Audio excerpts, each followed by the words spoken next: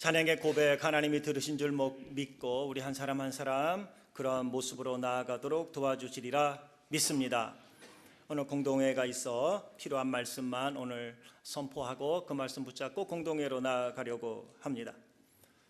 마태복음 1장에는 아브라함부터 시작된 42대에 걸친 예수님의 족보가 기록되어 있습니다. 그 중에서 오늘 함께 읽은 마태복음 1장 1절부터 6절 상반절까지는 아브라함부터 다윗에 이르는 14대에 걸친 예수님의 조상들의 이름, 족보가 기록이 되어 있습니다. 42대에 이르는 예수님의 족보, 마태복음 1장을 보면서 예수님의 조상들의 공통점이 몇 가지가 있는데 그 중에 세 가지를 골라보았습니다. 첫째, 본인들이 예수님의 조상이 될 것이라고 생각한 사람이 없다는 것입니다. 너를 통해 메시아, 근데 그게 너의 자손 중에 메시아인데 그게 누군지는 몰라요. 그 메시아가 언제 태어날지 누군지 선지자들을 이야기를 했지만 그분들은 내가 메시아의 조상이 될 거야 라고 생각한 사람은 없다는 것입니다. 두 번째, 예수님의 조상이 되려고 노력한 사람도 없다는 것입니다. 세 번째, 예수님의 조상들은 자신에게 주어진 삶을 묵묵히 살았다는 것입니다. 다시 말하면 아주 평범하게 산 것입니다. 오늘 함께 읽은 본문에 기록된 12명의 조상들을 살펴보면 이 사실을 우리는 익히 알 수 있는데 14명의 조상을 우리가 아주 익숙히 아는 사람과 우리에게 익숙치 않은 사람을 나눠보았더니 7명과 7명이에요. 그나마 예수님의 족보에서 우리에게 익숙히 알려진 사람을 꼽으라면 이런 사람일걸요.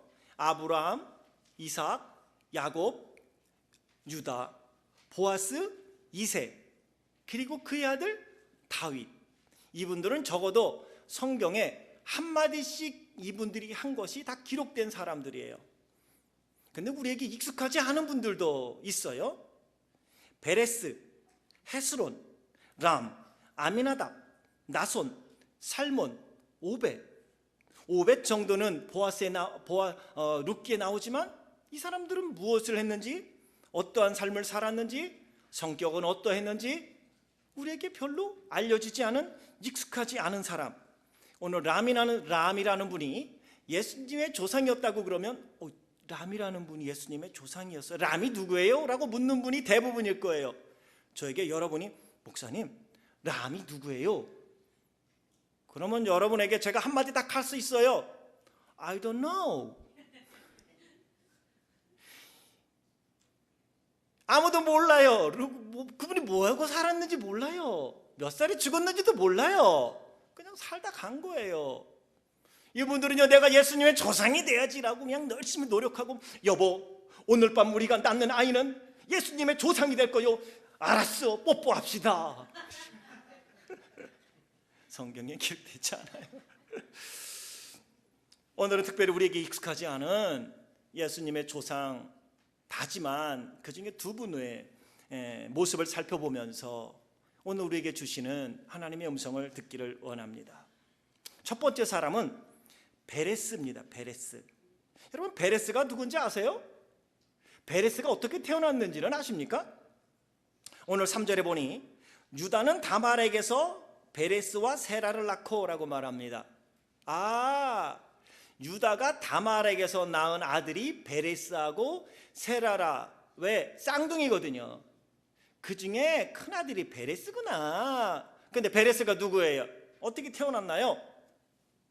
창세기 38장에 자세히 기록되어 있는데요, 유다에게는 3명의 아들이 있었습니다. 엘, 오난, 셀라라는 3명의 아들이 있었어요.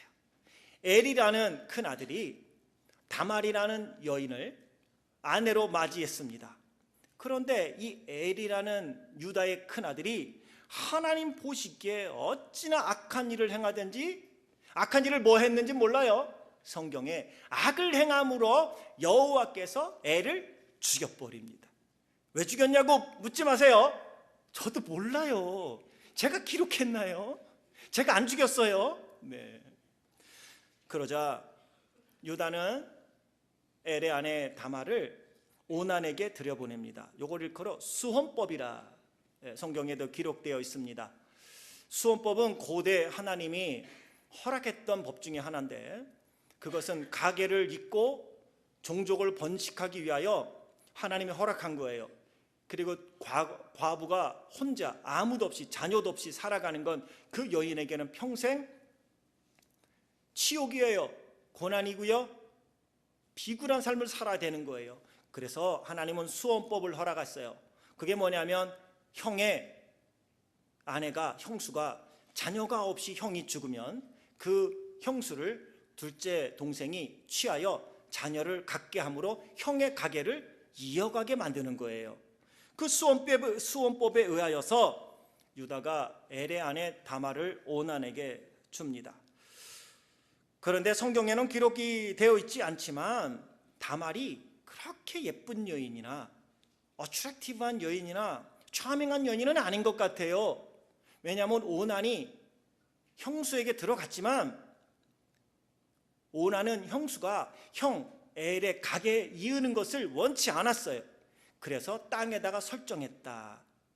이것이 하나님께 악이 되었어요. 그래서 성경에 뭐라고 하냐면 이 일로 인하여 여호와가 보시기에 악함으로 여호와께서 그도 죽였다. 오난도 죽였어요. 이제 아들 하나 셀라가 남았어요. 유다는요 겁났어요. 셀라도 죽을까 봐. 그리고 셀라가 아직 어렸어요. 그래서 며느리 다말에게 말합니다. 얘야, 셀라가 크면 너에게 줄 테니 너는 친정집에 가서 있도록 하거라. 이렇게 얘기를 합니다. 그런데 시간이 지나 셀라가 성장했어요. 그럼에도 불구하고 유다는 셀라를 다말에게 주지 않습니다. 그런데 어느 날 유다가 양털 깎기 위해서 딥나라는 곳에 가는데 그곳에 다말이 살고 있었어요. 사람들이 말합니다. 얘야, 너희 시아버지가 딥나에 양털 깎으러 왔단다. 그러자 다말이 과부복을 벗어버리고 예쁜 옷을 입고 얼굴 다 뒤집어 씁니다. 그리고 길거리에서 앉아 있습니다. 그러니까 이 유다가 아내가 없었거든요. 죽었거든요. 그러니까 그게 몸 파는 여인인 줄 알고 다말에게 들어가서 자기의 인증될 만한 몇 가지 물건을 주고 잠을 잤네요. 동침을 했어요. 얼굴 뒤집어 썼으니 모르고. 그러는데 3개월 뒤에 어떤 사람이 이야기하는 거예요. 유다야, 당신네 며느리 다말이 임신했댄다. 그러다 유다가 화를 벌컥 내면서 이 행음한 며느리를 끌어다가 불살라라. 그래서 다말은 끌려서 불살리러 가는 중간에 얘기해요. 내가 임신한 것은 이 사람의 아이요. 그러면서 유다가 준 증거물을 딱 보여줍니다. 담보물을 보여주자 그게 누구 거예요? 시아버지 유다 거예요. 그러다 유다가 말합니다. 네가 나보다 옳도다. 내가 해야 할 일을 내가 못하니 네가 옳았도다. 그리고 그 이후로는 다말을 가까이 하지 아니하고 다말이 쌍둥이를 낳았으니 첫 번째 아들이 베레스라는 거예요. 사실은 다말의 모습은 고대 시대에는 자기의 남은 인생을 포기하는 거예요. 다말은 당시의 젊은 여인으로 다른 데 시집갈 수 있었어요. 그런데 인생을 포기한 거예요. 누구를 위해서? 자기의 죽은 남편 엘을 위해서. 엘의 가계를 잇겠다는 거예요. 그리고 그 여인이 헌신과 희생에 하나님은 복을 주셨어요. 왜냐하면 유다에게는 세 번째 아들 셀라가 있었다고 그랬죠. 근데 성경에는 야곱이 유다와 그의 형제를 낳고 유다는 셀라를 낳고라고 말 안 해요. 유다가 다말에게서 낳은 베레스와 세라 중에 베레스를 통하여 예수님의 가계가 이어져 내려온다는 것입니다. 어떤가요? 우리가 여기서 그 이상의 질문은 하지 말고 이렇게 질문하고 싶어요. 그렇다면 이렇게 극적인 사건을 통해서 다말이 낳은 베레스가 누구예요? 저한테 묻지 말아요. 저 몰라요. 유다가 다말에서 낳은 아들이라는 것밖에 몰라요. 여러분, 베레스가 헤스론을 낳았는데 헤스론이 누구예요? 누가 묻거들랑 나한테 묻지 말라고 목사님한테 가서 물으라고 하세요. 그럼 저한테 와서 목사님 헤스론이 누구예요? 그러면 나한테 묻지 말고요, 마태가 기록했으니까 마태한테 물어보세요. 나도 그럴 거예요. 모른다는 거예요. 헤스론이 람을 낳았도다. 람이 누구예요? I don't know. 람이 아미나답을 낳았다. 누구냐고요? 그런 사람도 다 있었어요. 예수님의 조상 중에요. 아미나답이 나손을 낳았어요. 누구냐고 그러면요, 생소한 이름입니다. 나손이 살몬을 낳았어요. 살몬이 누구냐고요? 살모사도 아니고 살몬이 누구예요? 처음 듣는 이름인데요. 성경에 그런 사람도 있어요. 그런데 사랑하는 성도 여러분, 중요한 공통점이 있다는 거 아시죠? 이 모든 사람들은 바로 예수님의 조상이라는 것입니다. 그렇다면 예수님의 조상 중에 두 번째 사람 오벳을 살펴보려고 해요. 오벳은 어떤 사람입니까? 오벳의 어머니는요, 모압 여인 룻이에요. 룻기의 배경이 되는 것이죠. 사자들이 통치하던 시대에 베들레헴의 흉년이 들자 엘리멜렉이라는 사람이 자기의 아내 나오미와 말론과 기럐이라는 두 아들을 데리고 모압 지방으로 이주합니다. 그곳에서 말론과 기럐이라는 두 아들은 결혼을 했고, 그런데 불행하게도 나오미의 남편 엘리멜렉이 죽고 결혼한 두 아들 말론과 기럐도 뭔지 몰라도 죽어버렸어요. 남은 것은 과부가 된 나오미, 그리고 과부가 된 그의 며느리 룻과 오르바, 세 사람뿐이었습니다. 나오미가 어느 날 결단을 합니다. 내 고향 베들레헴으로 돌아가리라. 그리고 두 며느리에게, 얘들아 너희는 친정집으로 가 있거라. 그러는데 나오미의 며느리 중에 룻이 이렇게 말해요. 어머니, 다시는 돌아가라 말하지 마세요. 어머니의 하나님이 나의 하나님이 될 것이고 어머니의 백성이 나의 백성이 될 것이며 어머니가 죽는 곳에서 나도 죽을 거란 말이에요. 그리고 나오미를 따라 베들레헴으로 가게 됩니다.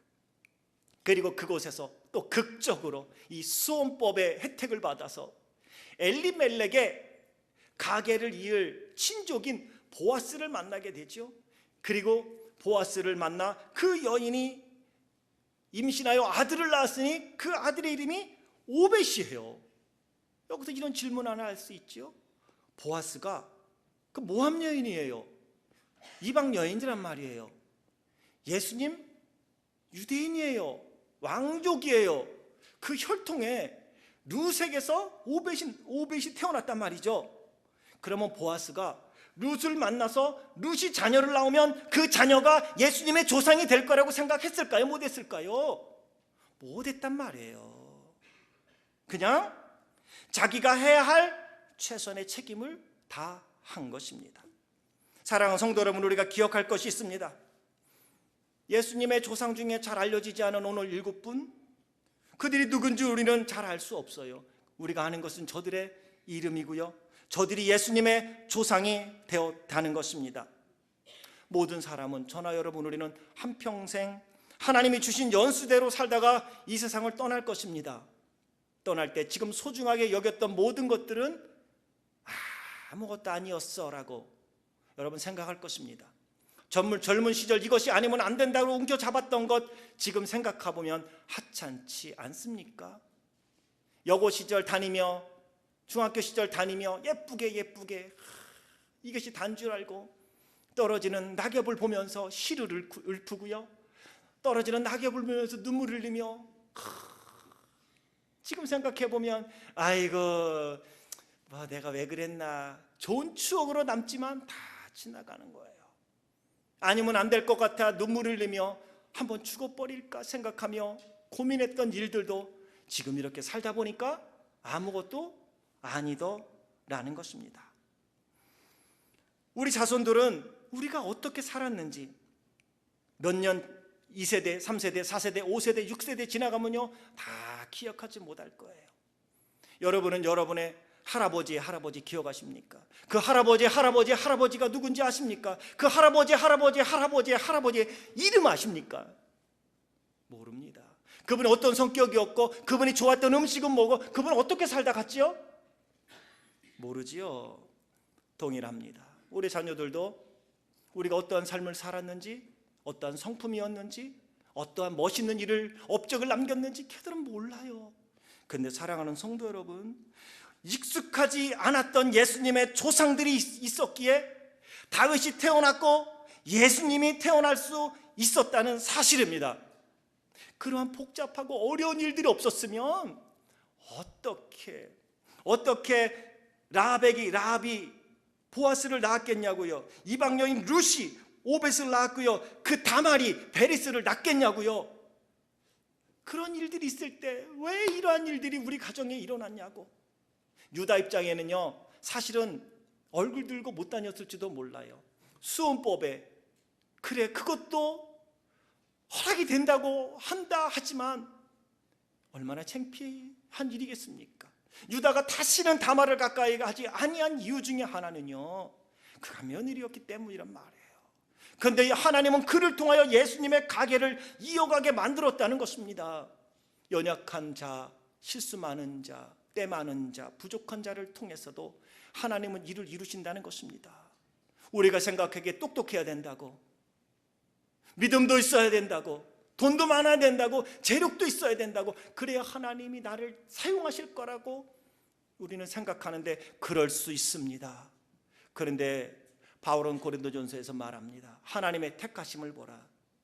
문벌 좋은 자, 학벌 좋은 자, 재능 있는 자, 재력 있는 자 몇이나 되더냐. 하나님이 긍휼을 베풀었기에 당신과 나, 우리가 하나님의 거룩한 일에 동참하였고 하나님의 거룩한 백성이 되었습니다. 예수 그리스도의 보혈의 피로 말미암아 씻음받아 우리가 정결하게 되어 하나님의 자녀가 됐다고요. 바울은요, 이 영광스러움으로 그는 살았기에 더 낮아지고 낮은 자를 사용하시는 하나님을 그는 찬양했던 것입니다. 오늘 저나 여러분, 우리가 특별한 일을 하지 않는다 할지라도요, 오늘 이렇게 살아간다는 사실만으로 하나님께 감사할 수 있길 주의 이름으로 축원합니다. 지식이 부족하고 명예도 부족하고 권력도 부족하고 재물도 부족하다 하지만 여러분 자신을 비하하지 마십시오. 최선을 다하여 오늘 하나님께 감사하며 미래의 나를 통하여 행하실 하나님의 거룩한 역사를 바라보며 하나님을 찬미하며 살아가길 주의 이름으로 축원합니다. 예수님의 조상들은 이름 없이 빛도 없이 살았어요. 여러분 어떻게 생각하십니까? 저들의 삶이 헛되다고 생각하십니까? 내가 모른다고 베레스, 헤스론, 람, 아미나답, 나몬, 나손, 살몬, 오벳, 내가 모른다고 이 사람들의 인생이 헛된 것일까요? 헛되지 않습니다. 예수님의 조상들이 이름 없이 빛도 없이 산 것 같지만 저들은 예수님의 탄생을 준비한 인생을 산 것입니다. 그러기에 오늘 여러분의 부모님이 좀 마음에 안 들어도요, 기억하고 싶지 않은 과거에 여러분의 경험이 있다 할지라도요, 때로는 나의 인생, 나는 왜 이런 가정에서 태어났을까라며 속상해했던 적이 있다 할지라도, 내 인생은 남들과 비교할 때 쓰레기와 같다라고 고백하며 죽을까 말까 고민했던 적이 있다면 하나님한테 회개하고 오늘 새롭게 나를 통하여 하나님 어떠한 일을 이루시려고 나에게 생명을 주셨는지 그 뜻을 깨달아 순종하며 사는 하나님의 사람이 되게 하여 주옵소서. 주 앞에 나아갈 수 있기를 주의 이름으로 축원합니다. 유다가 자기 며느리 다말에게서 나온 베레스가 예수님의 조상이 될 거라고 생각했겠냐고요. 부끄러워 얼굴을 가리고 다니지 않았겠습니까? 상상도 못했을 것입니다. 유다는 셋째 아들 셀라가 있음에도 불구하고 하나님은 셀라를 통하여 예수님의 조상이 되는 영광을 주지 않고요, 다말이 낳은 베레스를 통하여 예수님이 태어나게 하는 예수님의 조상이 되는 영광을 주셨다는 것입니다. 예수님의 조상의 반열의 그림이 올라갔다는 것입니다. 우리 모두는 아브라함처럼, 이삭처럼, 야곱처럼, 유다처럼, 그리고 우리가 잘 아는 다윗처럼 인정받고 업적도 남기고 유명한 삶을 살기를 원하고요, 그렇게 우리도 뭔가 떵떵거리며 이 땅에 한번 살기를 원하는 마음이 있는데요, 사순절 두 번째 주일이면서 3월 첫째 주를 맞이하는 오늘, 저나 여러분, 우리는 예수님의 조상들 중에 이름 없이 빛도 없이 묵묵히 자기가 살아왔던 삶으로 예수님의 탄생을 준비한 예수님의 조상들처럼 오늘 내가 부족해도 나를 통하여 새로운 일을 행하실 하나님을 기대하며 그분 안에서 믿음으로 살아갈 수 있기를 주의 이름으로 축원합니다. 그런 의미에서 옆에 있는 분에게 한번 인사 한번 합시다. 당신은 대단한 분입니다. 한번 인사합시다. 당신은 대단한 분입니다. 대단한 것도 좋지만 한 번 더 합시다. 당신은 위대한 삶을 살고 계십니다. 당신은 위대한 삶을 살고 계십니다. 네. 여러분이 오늘 살아있는 것만으로도 정말 감사할 수 있기 바랍니다. 정말 여러분 오늘 이렇게 살 수 있는 거 하나님께 감사하세요.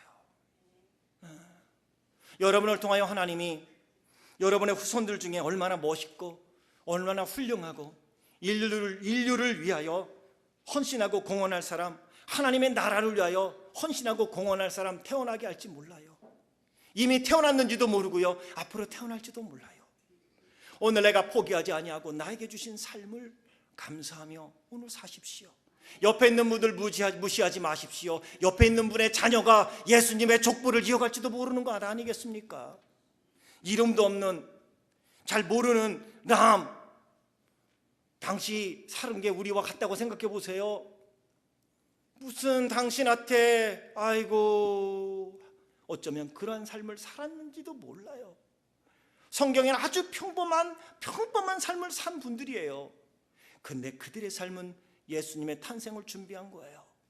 오늘 여러분처럼 이렇게 멋진 사람을 이 땅에 보내시려고요, 하나님은요 여러분의 10대, 20대, 30대, 40대, 50대 그리고 아브라함과 하와를 만드셨다고 믿으시길 주의 이름으로 축원합니다. 하나님께서 아브라함과 하와를 만든 거예요. 그분은 성경의 사람들이 아니에요. 오늘 우리가 읽은 아브라함부터 예수님의 족보 있는 분들이요 이스라엘 사람들이 아니에요. 저나 여러분, 우리 할머니 할아버지예요. 성경의 이야기는요 남의 이야기가 아니라 우리 조상의 이야기예요. 아담부터 아담과 하와를 통하여 번식된 자녀들이고요, 저나 여러분 우리도 그 중에 한 사람이란 말이에요. 저나 여러분, 오늘 우리 이 땅에 살게 하시려고 하나님이 아담과 하와를 빚으시고 만드신 것입니다. 그리고 저나 여러분 우리를 통하여 앞으로 우리 다음 오는 세대들에게 멋진 일을 감당하실 것입니다. 혹시나 자녀가 없다면 여러분이 지금 축복하고 있는 젊은이들이, 여러분이 기도하는 젊은이들을 통해서, 그들의 자손을 통해서 하나님의 나라가 확장되어지고 영광스러운 일이 일어날 걸 믿으며 하나님을 기대하며 사시기를 주의 이름으로 축원합니다. 오늘 우리가 공동회를 하게 됩니다. 남들의 눈으로 볼 때는 남과 같은 사람일지 몰라요. 나손, 당신을 통해서 무슨 선한 일이 일어날 것 같습니까? 라고 평가받을지도 몰라요. 어찌 보면 헤스론, 당신보다는 다른 사람이 날 것 같아, 당신이 무슨 예수의 조상이 될 수 있어? 라고 생각할지 몰라요. 하지만 저는 기대합니다. 하나님을 기대합니다. 그리고 여러분들에 의하여 선택된 이들이 하나님의 나라를 위하여 얼마나 멋지고 귀하게 쓰임받을지, 그리고 영광스러운 순교자의 잔을 받을지도 모르는 거예요. 우리는 단지 하나님께 맡기고 갈 뿐입니다. 여러분이 귀하고 위대하듯 하나님은 한 분 한 분 귀하고 위대하다고 생각하고 그들을 그래서 지금 살려주셨고, 저나 여러분 우리에게 생명을 주신 줄 믿습니다. 하나님 앞에서 겸손히 오늘도 나의 자리는 저들을 세우는 자리라면 세우시고, 세움받는다면 섬겨야 합니다. 존경받는 자리 아니에요. 섬기는 자리예요.